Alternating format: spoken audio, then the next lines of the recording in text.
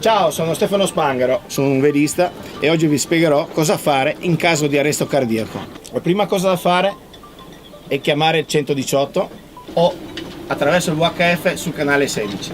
Poi mantenere le funzioni vitali del paziente praticando le compressioni toraciche. Dopo aver chiamato il 118, posizionate la vittima in un piano rigido.